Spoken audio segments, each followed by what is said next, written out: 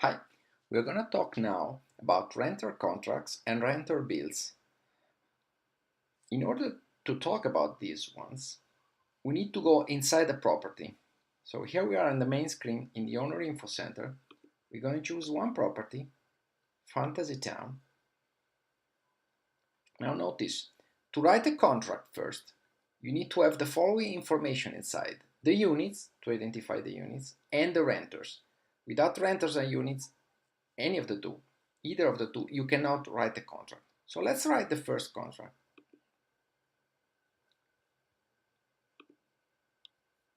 So you notice here, all the information is requested. So renter, I'm going to use one of our renters that we created before, one of our units. We're going to choose a start date. Let's look for last month, so we show some bills, and an end date, let's say next month.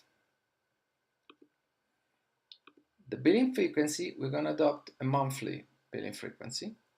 The full rent is going to be including both the cold rent and the ex ante common cost. Sorry for the typo. So the full rent is going to be 1,200, sorry, 1,200, and the cold rent is going to be 1,100, and the ex ante common cost is going to be 100.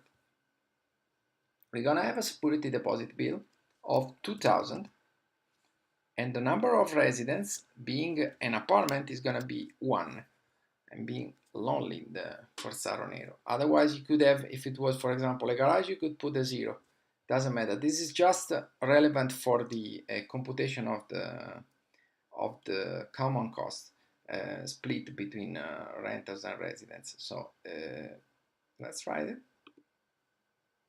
Okay, so this created the contract that we can change, of course.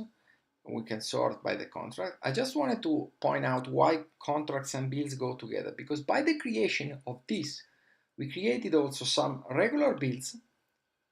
So let's look at the bills here. So we created 3 bills,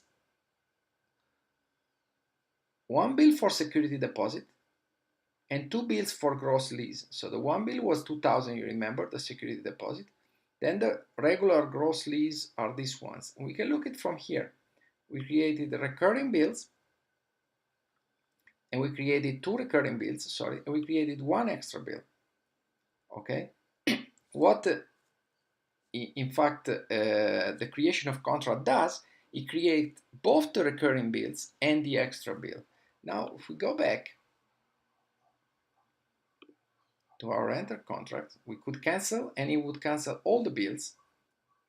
Okay, I'm not going to do now, but we can change, for example, the amount here, right? So this is going to change, and this is going to change, right? And we can change this one as well, for example. So if we update it, it updated successful, including the bills. We're going to check the bills very quickly. And you see that all the bills have been created before, have been changed now.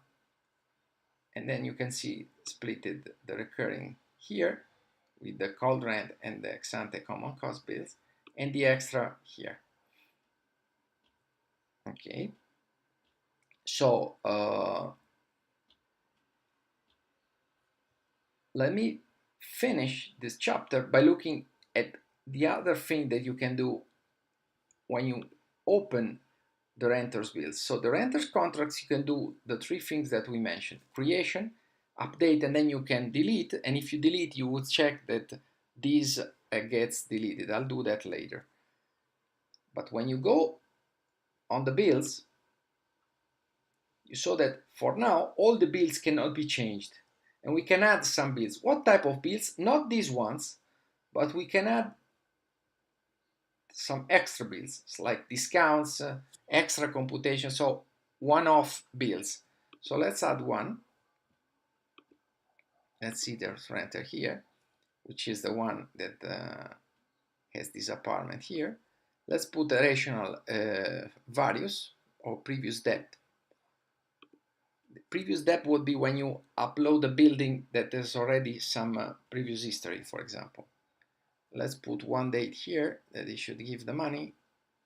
due date, let's say tomorrow, and then the amount, let's put 213.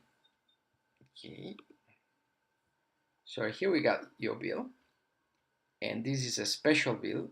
As you can see, in fact, if you go here, you would have two bills, the previous debt bill and security deposit bill. You can see that you can change things here, but not here. Why? Because this is created or updated only through the renter's contract model, right? And finally, I didn't show the common cost. The common costs concern the share of the recurring bills that should cover the common cost, the ex ante common cost, so it's 200 here and 200 here. And then if you have an ex post common cost, you would have it here, you see the rationale here, you would have it here separated, and you should create it from the extra here, right?